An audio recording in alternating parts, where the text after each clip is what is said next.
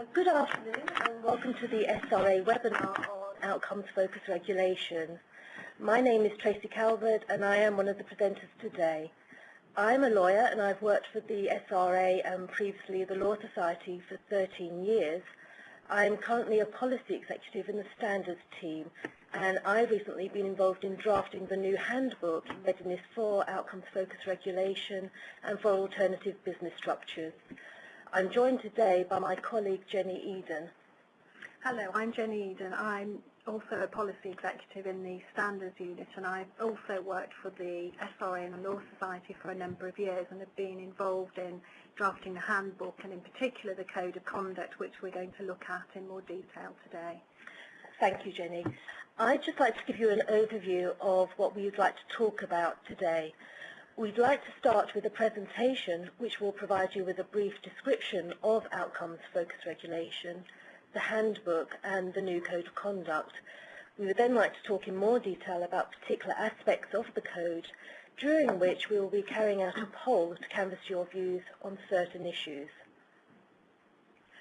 As you may know, we're currently consulting on the second draft of the new handbook and we see this webinar very much as a two-way process. An opportunity for us to give you important information about changes that are taking place in the regulatory regime and also an opportunity for you to give us your feedback on our proposals. Thank you. As well as the polls, there'll also be an opportunity for you to phone in with your questions or send in your questions by email, and we will do our best to answer all of these at the end of the presentation. Don't worry if we don't have time for your question though, because all questions and answers will be posted on our website. So what do we mean when we talk about outcomes-focused regulation, or OFR? It's basically a whole new regulatory approach which moves away from compliance with detailed and prescriptive rules and focuses on acting in a principled manner to achieve the right outcomes for your clients. It's intended to allow firms flexibility in the way that they provide services to their clients, taking into account the needs of their clients and the nature of their firm. And it also allows us as regulators to focus on real risk and the underlying purpose of the regulatory requirements. Tracy, would you like to say something about the new handbook? Thank you, Jenny. What we are planning to do is to introduce an online handbook which will for the first time bring together all our regulatory requirements in one place. So for example, you will find requirements relating to the training regulations, authorisation, the new Code of Conduct, more specialised rules dealing with things like property selling and accounts and indemnity, as well as the disciplinary and compliance rules. We intend that this handbook is going to apply to everyone we regulate, so not only solicitors and traditional law firms, but also the new alternative business structures. There are 10 principles which underpin the new regulatory regime. So they underpin everything that's set out in the handbook, not just the Code of Conduct, but all of the other regulatory requirements. And they stand separately, they're not part of the code, they're actually a separate part of the handbook, whereas at the moment they're set out in Practice Rule 1. There are 10 principles, as I said, and 6 of them will already be familiar to you. They reflect the basic principles that are set out in Rule 1, and they deal with things like upholding the rule of law, acting with integrity, and acting in your client's best interests. There are also 4 new principles which is set out here, which require you to comply with your legal and regulatory obligations and to deal with your regulators and ombudsman in an open, timely and cooperative manner, to run your business or carry out your role in the business effectively and in accordance with proper governance and sound financial and risk management principles. There's also a principle dealing with equality and diversity, which requires you to run your business in a way that encourages equality of opportunity and respect for diversity. And finally, there's a new principle requiring you to protect client money and assets. And as we've said, these principles underpin everything that's set out in the handbook, but the code in particular sets these in context. for example, in the context of client care, conflict, confidentiality. Okay, so let's have a closer look at the code itself. You'll be able to find the code on the website as it's one of our consultation documents. It's the most obviously different looking document in the handbook, and whereas the current Code of Conduct, the 2007 code, which you'll be familiar with, contains prescriptive, detailed rules with even more detailed guidance, the new code is comprised of outcomes and indicative behaviours. We believe that this code will allow you to achieve the right outcomes for your clients, taking into account the way your firm works and its client base. So in drafting this code, we've recognised that not all firms operate in the same way. Jenny, perhaps you can run through some of the features of the new code. Thank you. As we've said, the code is made up basically of outcomes and indicative behaviours. Now, the outcomes are mandatory and set out the standards of behaviour that we expect from all firms. They are mandatory, so you will need to comply with all of them where they're relevant to your firm. And there may, of course, be some that aren't relevant, such as the outcomes relating to referral arrangements, if you don't have those kinds of arrangements. So you'll need to exercise judgment in deciding which of the outcomes apply to your firm. And we'll look at some examples of the outcomes shortly. Okay, so as Jenny has said, outcomes are mandatory, but you will exercise judgment as to whether or not a particular outcome is relevant to your firm. Moving now to indicative behaviours, these supplement the outcomes. They specify examples of behaviour which may establish compliance with or contravention of the outcomes. What they are not, though, is an exhaustive list, and that's because we recognise that there may be other ways of achieving the outcomes, and this very much depends on the needs of your clients and the size and the nature of your firm. If you choose another method, we may ask you to demonstrate how you have nevertheless achieved the outcome. And here, just by way of example, we've shown you a couple of examples of indicative behaviours relating to client care. The first is simply that you treat your clients fairly, and the second is that clients are in a position to make informed decisions about the services they need, how their matter will be handled, and the options available to them. And you'll see how this contrasts with the current practice rule 2, which is very specific and prescriptive about the information that you need to give to your clients.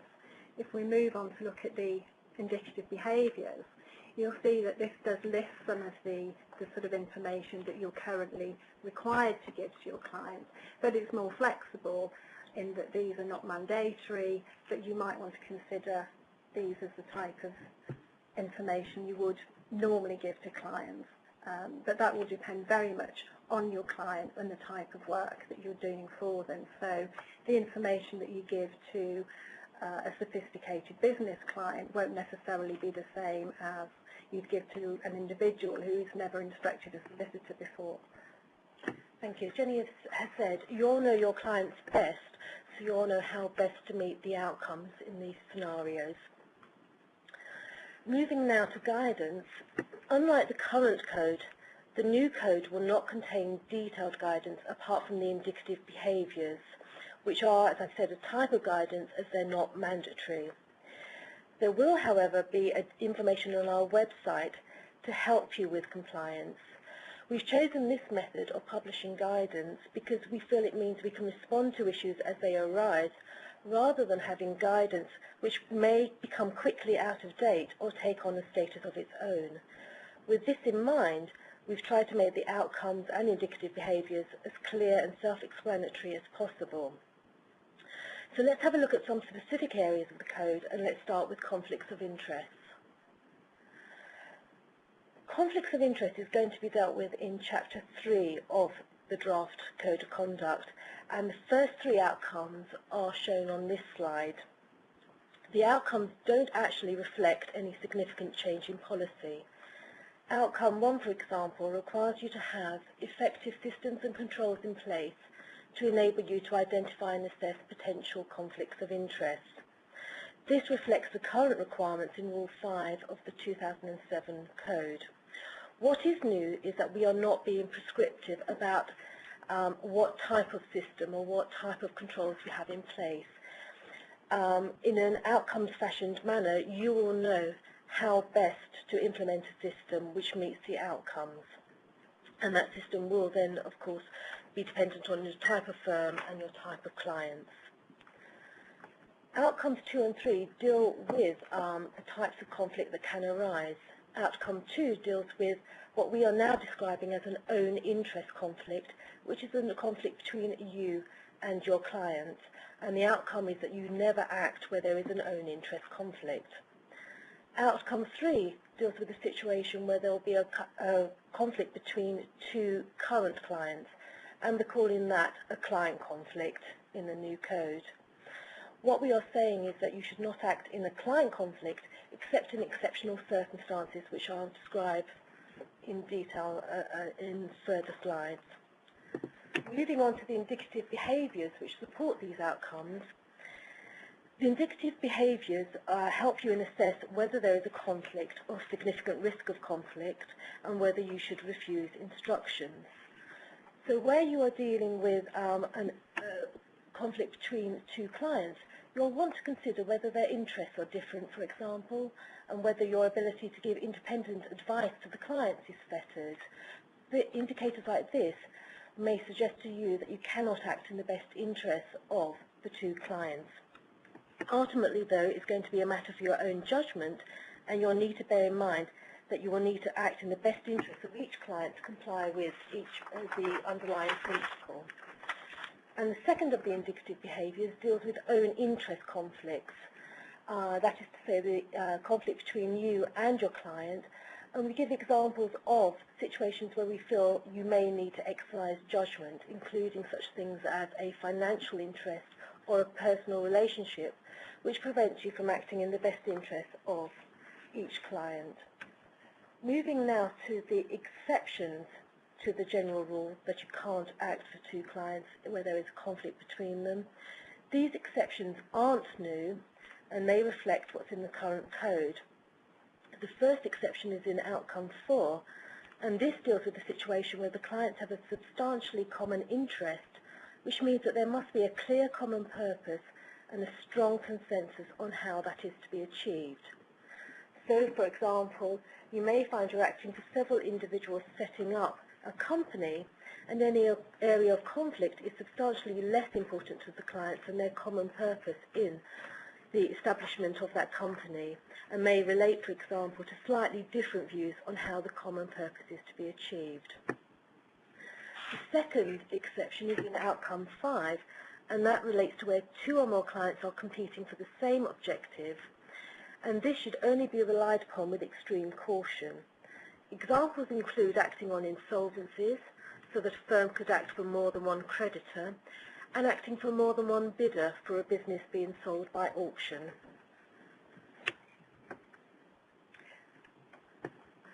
So we hope that you can see there's no real change in policy in relation to conflicts of interest, but what you will notice is very different, is that there is no longer a specific prohibition in respect of acting for both sides in a conveyance.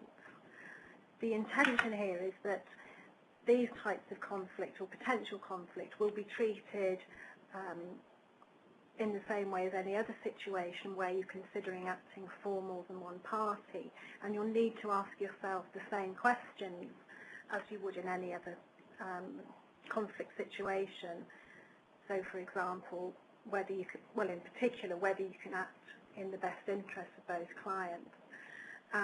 It's not intended to be a relaxation. We're not saying it's now acceptable to act for both sides routinely, and indeed in the notes of the chapter we do mention conveyancing as one of the high-risk areas, an area where there is a very high risk of conflict, and so we wouldn't expect solicitors routinely to be acting for both sides. And so at this point we'd like to ask you a couple of questions and to poll your views on the proposals. And the first question is whether you agree with the way that we deal with conflicts in the draft code, and you can vote on this just by pressing the relevant button.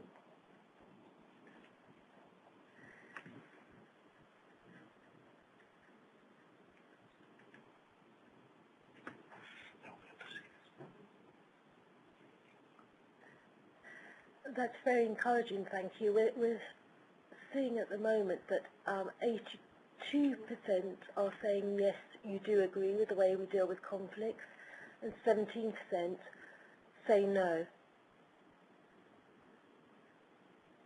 Well, we certainly take those views on board, and as I've said, this is very much part of the consultation process, and we're very grateful for your views on that. The second, is that finished now? The second question we'd like to ask, which will be coming up shortly, I think, is whether you think the position on conveyancing conflicts is clear. Again, this is simply a yes and no question. Oh. Yeah, I'm getting slightly different views on that. About 80% of people are currently saying no, 19% are saying yes. So again, that's interesting, and maybe we need to do some more work on clarifying that. I mean, we certainly would intend to issue quite clear guidance on these proposals, especially during the transition period, so it is very clear what we're expecting. But obviously it's important that the outcomes and the indicative behaviours are clear at the outset, so we'll certainly take that message on board. Thank you very much for that. Okay, let's now turn to another chapter, chapter 12, which is about separate businesses. Again, this isn't meant to represent a change in policy from the current conduct provisions on separate businesses, which you'll find in Rule 21 of the current code. We consider that the current restrictions on the services that can be offered through a separate business provide important public protections, and this is particularly as our consumer research suggests that most consumers don't actually appreciate the difference between regulated and unregulated legal service providers. Thank you. And as Tracy said, we see this as a very important consumer protection issue, and the whole purpose of this chapter is that clients who obtain their services from an SRA regulated firm are not confused as to the extent to which those services are regulated, particularly where some very similar services may be offered by a separate unregulated business. So looking at these first two outcomes, the first one states that you mustn't own or have a significant interest in or actively participate in a separate business which conducts prohibited separate business activities.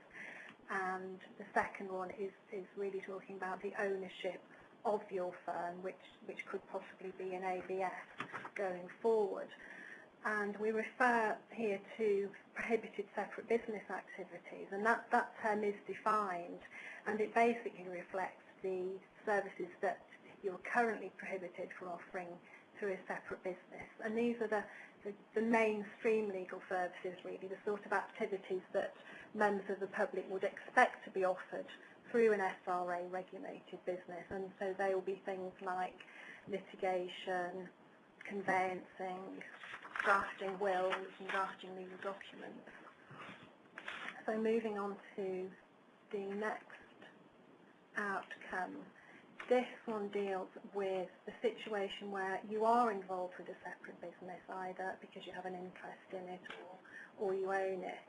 And this is about businesses that offer permitted separate business activities, and these will be services such as estate agency and financial services.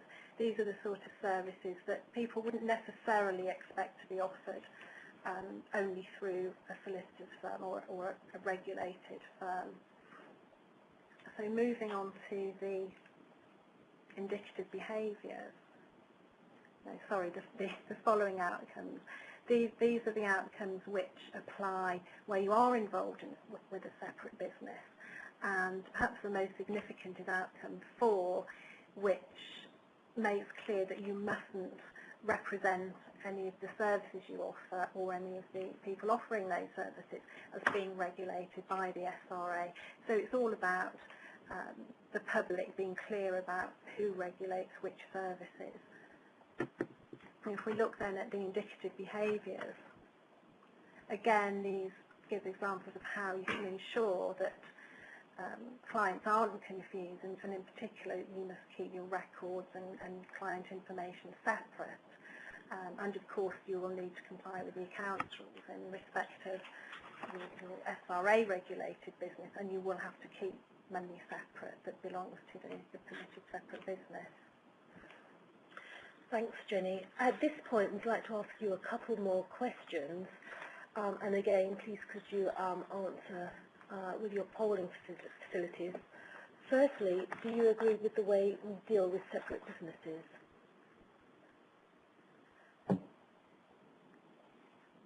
Thank you. That's coming through very clearly. A strong majority, 92% saying yes, you do agree. 7% saying no, you don't.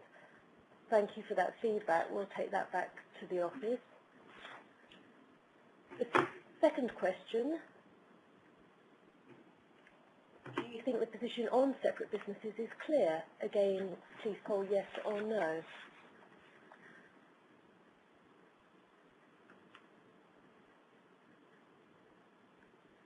Thank you. We're seeing about 77% saying yes, you think that's clear, 22% saying no, you don't. Thank you very much for that. That very much helps us with the work we're doing in the office. Okay. We're now moving to the end of the presentation. We'd like to remind you that we do welcome your comments and feedback. So thank you very much for taking part in the online poll this afternoon. You now have the opportunity to ask us questions either by phone or by email using your question and answer panel. You may also want to look at the latest version of the handbook on our website and take the time to still give us feedback through our consultation process. The deadline for responses to that is the 13th of January 2011. And also, please don't forget you can download today's presentations, and we've posted the website address on this sheet. I think it's also worth mentioning the recently published policy statement, which looks at focus regulation more broadly. So it looks not only at the handbook, but also how we're going to authorise and supervise firms and enforce the regulatory requirements. That's also on our website. Thank you. If you do wish to ask a question via the telephone, please press *1 on your telephone keypad now and wait for your name to be announced. If you do wish to cancel your request, please press the # key. You can also submit questions via the live meeting Q&A panel. Okay, if we just take some questions.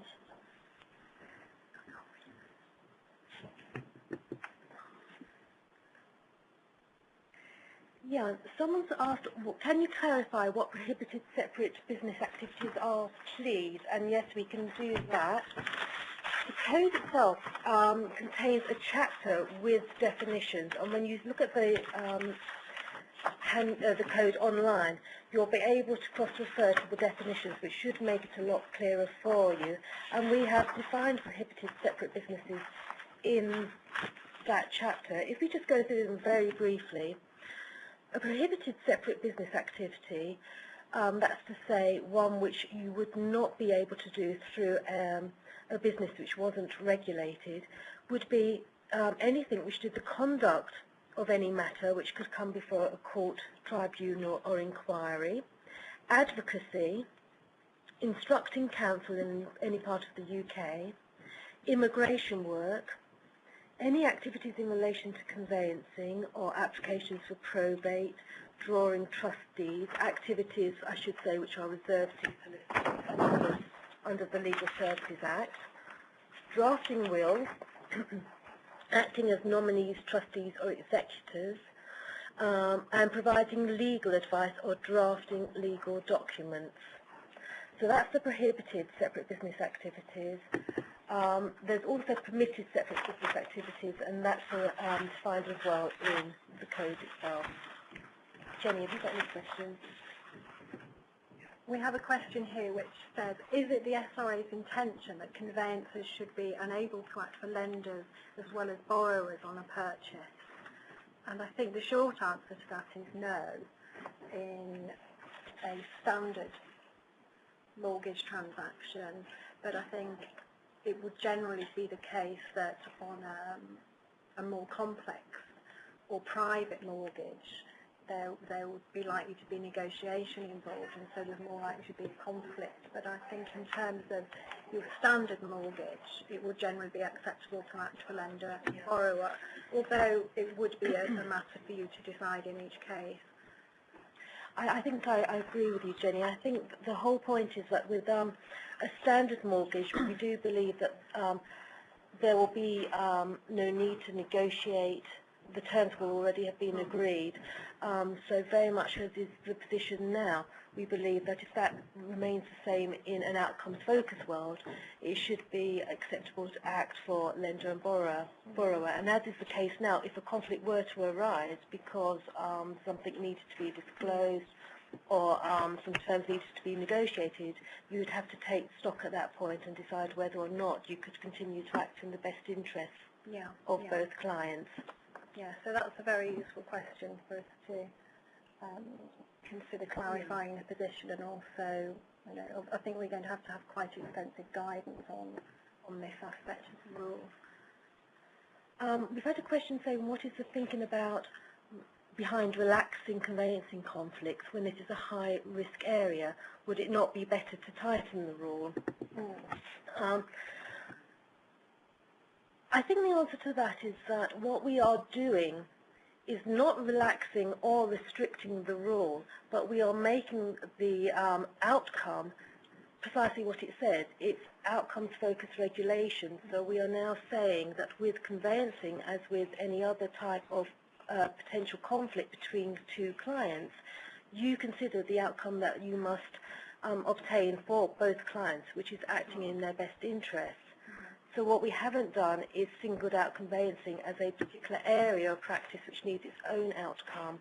We're saying all areas of practice must be treated in the same way. And we're no longer making the assumption, which I think we do in the current rule, that there will always be a conflict, although that is of course subject to exceptions. And I think there's a feeling that some of those exceptions are no longer relevant or may have become slightly artificial, such as the exception for having different offices acting for either side in the transaction, whereas that may have been an issue in the past where firms were quite remote and there was nowhere realistically that could act for the other client.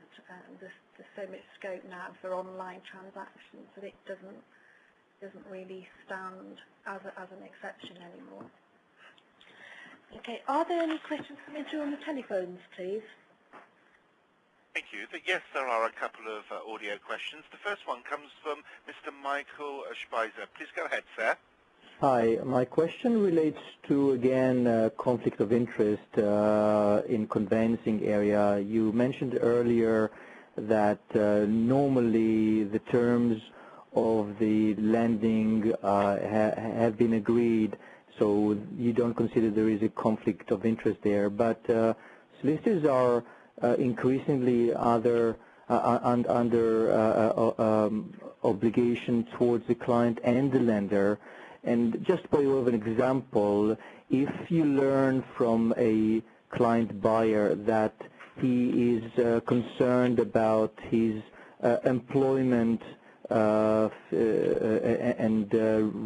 fear of being made redundant, for example, there is it becomes unclear as to whether there is a duty by the solicitor to inform the other client, the mortgage lender, as to and you know that if you're going to do that, then you betray the fiduciary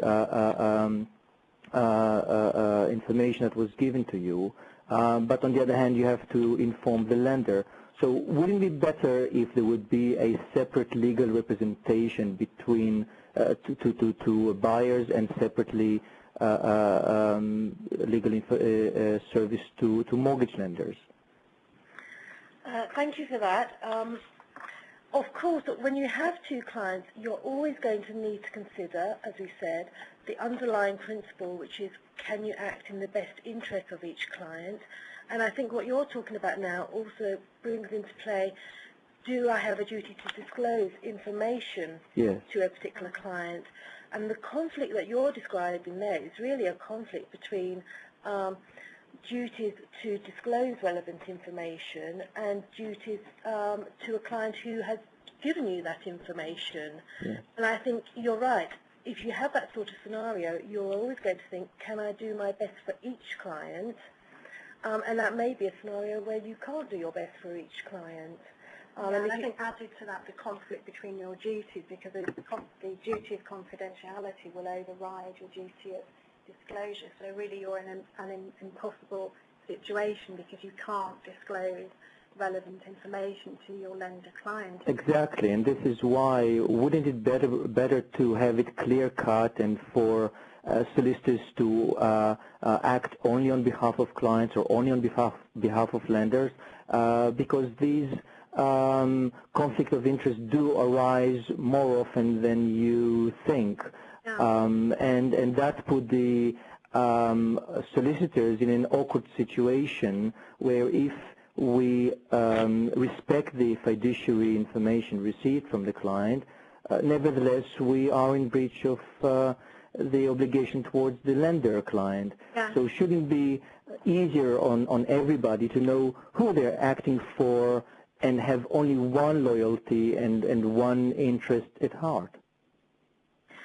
I think when you act for a lender and borrower, the borrower and lender always know that you're acting for the two of them. But I think you're right. I think you've worked out the issues there between the conflicting duties to the two clients. So thank you very much for that. Do we have any other questions? Yes, your next question comes from Thomas Lewis. Please go ahead, sir. Oh, excellent. Thanks ever so much. Just to say that was a real crackerjack of a presentation there, so thanks very much for all the helpful feedback. I just wondered whether or not, given the ever-increasing weight of red tape that's facing the profession, are there any plans to roll out more services, such, extending the telephone helpline, just because it's often very difficult to know how to proceed, and that would be really tremendously helpful if you could outline the plans there. It's certainly the SRA's intention to be more proactive in the way in which it provides information to the regulated community. So yes, you're still going to have the helpline, but what we are also planning to do is a lot more web-based interaction, a lot of webinars, a lot of online resources. So I think in future you will find us dealing with things in a very different, more proactive way, which hopefully will be of benefit. And I think having constantly evolving guidance rather than guidance which is attached to the handbook and fixed, we'll be able to respond to issues as they arise. Oh, excellent. Well, thanks ever so much for that. That's great. Okay, thank you very much. Thank you. Do we have any more calls, or are we taking... Oh, more calls. There are no further questions at this time on the audio. You do have multiple questions via the web. Yes. The next email question is, will the new handbook be issued free to all solicitors when it's completed as before? Well, the answer is that the handbook is now going to be online. I think if it were printed in its entirety, it would probably be a very, very, very big document. So we're publishing it online first and foremost, so that you can download the bits that you need as and when, or use it as an online resource. And we still are considering the possibility of publishing hard copies, but I think we need to do a little bit more research on what the demand's going to be, or, as Tracy said, there's really the possibility of publishing certain parts separately. For example, the accounts rules are obviously very relevant to reporting accountants, and they're not going to be interested probably in the rest of the handbook, so that there is a possibility of having a separate accounts manual and possibly the code being separate, but that's something we're still looking at. But the idea is that it's going to be certainly published online, which will allow a lot of flexibility in terms of moving from one part to the other and referring to guidance and definitions.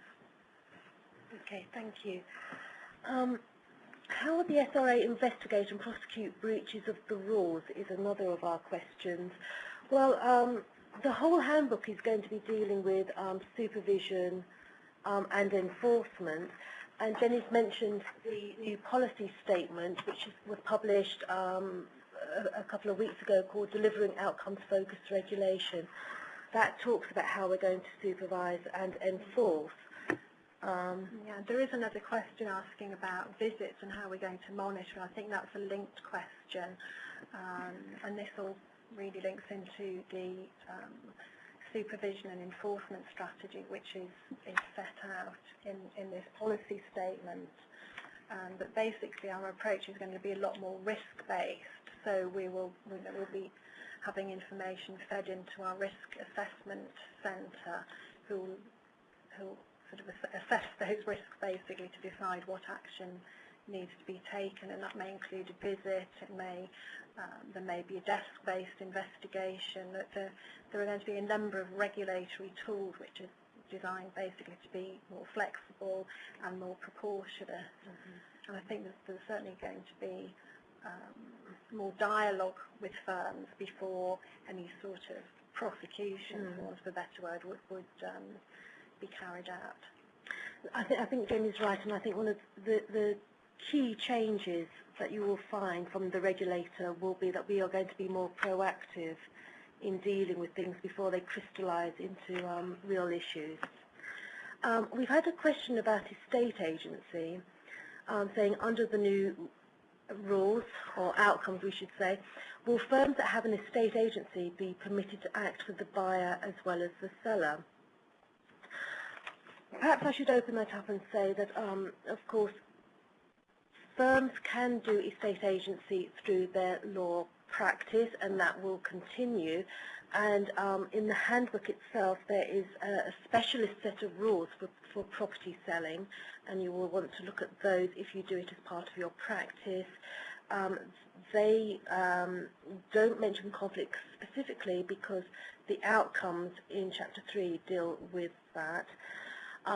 The outcomes would not allow you to act very routinely or as a matter of course for buyer and seller, but you would need, I think, really to judge conflict in the same way as you would with any other conflict.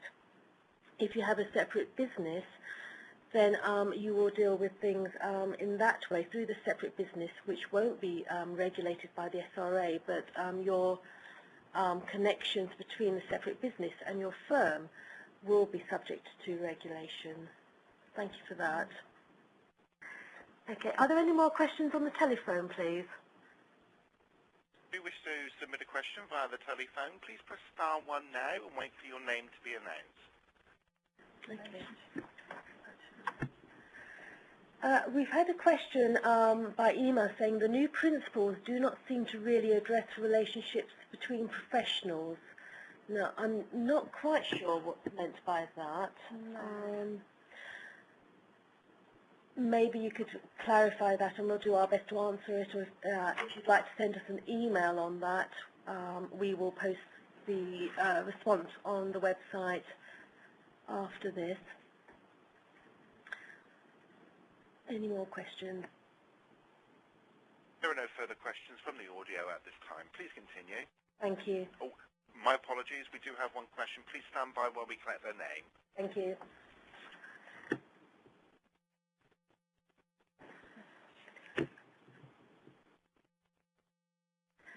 Okay, any telephone calls? Okay, we can deal with another question on the email, which is from a gentleman asking, many lenders are restricting their solicitor panels at the moment. Establishing beyond doubt that borrower and lender need separate representation would surely be good for the profession and its insurers. I think we appreciate the commercial pressures on the profession at the moment with regard to conveyancing and lenders, and we are talking quite regularly with the Law Society, who are in discussions with panels, with the Council for Mortgage Lenders. And I think it's worth adding that we have to regulate in the public interest rather than the profession's interest and the interests of the insurers. And so, given, I suppose, the cost implications of having separate representation, there needs to be a balance really between the savings gained financially and having the same firm acting and the risks of conflict. And I think the general feeling at the moment is that the savings probably in most cases would outweigh those risks in most straightforward mortgage transactions. Thank you. Is our telephone caller on the line? Yes, we do have a question from a Mr. Michael Scott. Please go ahead, sir. Thank you very much. Yeah, it's very, very interesting so far. Thank you. Someone asked a question about the relationship between different professionals, and it wasn't my question, but it just sparks in my mind a query that if you have an ABS, let's say there's a multidisciplinary partnership between solicitors, accountants, actuaries, IFAs, or whatever it might be, how will the various different regulators deal with that, and how would the SRA deal with, for instance, having accountants in, say, an MDP that is predominantly solicitor-led? What I would say to that is watch this space, because we are in discussions with the other regulators, and we're reaching an understanding with the other regulators as to how that will work, and that will be published shortly. Yeah, we are in the process of drawing up memoranda of understanding with various other regulators. I think MDPs are possibly the most complex form of ABS. There are so many issues, and one of the big issues has been client money, and the effect of the accounts rules is going to be that money relating to legal services will have to be kept separate from money relating to the other business activities of the ABS. But is it anticipated that, say, if you have a solicitor-led MDP, that the SRA would be the primary regulator, and that would be the first port of call in terms of any complaints or regulatory issues? Not complaints, because obviously that goes to the legal ombudsman, but any sort of regulatory concerns. I don't think really the proportion of solicitors is the relevant issue, because once a business is carrying on reserved legal activities, they will have to be licensed by us, and so we will in effect be regulating the business in terms of those activities. Where you've got non-lawyer participants, the situation is more complex in terms of the extent to which we regulate individuals. So as individuals, they will be regulated by their own regulator if they are indeed regulated, and really our regulatory reach only extends as far as the legal activities of the firm. So there are going to be some very complex setups and some very complex regulatory arrangements. So when do you anticipate those will be in place? Well, colleagues are working on it now, so it's going to be published very shortly, early next year, right, I believe. And it will be published on our website, in the Freedom in Practice section of the website. I see. Well, thank you very much for that. Thank you. Another question on the email forum is, will the same outcomes regime apply to ABSs when they launch in October 2011? And the answer to that is absolutely yes. One of the core requirements of the new handbook is that it applies as much as possible to ABSs as it does to traditional law firms, so that everyone is regulated in the same way. Yeah, and that's very much the reason for introducing OFR at the same time as ABSs, so that ABSs and traditional law firms are all subject to the same regulatory regime. Thank you. Another question that's come through is, if the basis is outcome-based and therefore based on judgments made by firms, how are judgments made going to be justified or meet the satisfaction of the SRA? This is really what we were talking about earlier in the presentation. Indicative behaviours give you guidance as to how you meet the outcomes. If you choose a different way of meeting an outcome, then you will need to justify, or you may be asked to justify that to us. And it's purely by way of demonstrating that your methods suit the needs of your clients and they've met the outcomes. So Jenny gave you the example of client care. We've given some indicative behaviours about how we think you can meet outcomes of treating your clients fairly and making sure that clients have proper information. You may find for your particular client that there is another way in which you can meet that outcome, and you may just be asked to explain that to us and justify it to us. But we would never rule anything out until you've explained to us how it best meets your client's needs.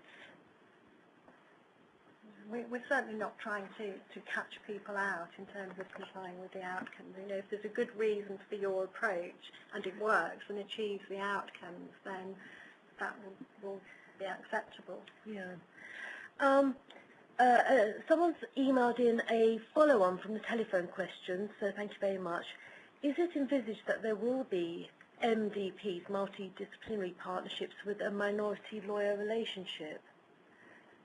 There could well be, couldn't there? Yeah, there's no restriction at the moment. There is, in terms of legal disciplinary partnerships, there's a restriction on the number of non-lawyer members, but certainly with ABSs there could well be a situation where there's, for example, one lawyer and 99 accountants. Yeah. As long as that business is carrying on reserve legal activities, it will need to be licensed by us. Thank you. A question there. Let's have a look. How will the SRA be monitoring firms' compliance with the new Code of Conduct? Will there be visits to firms?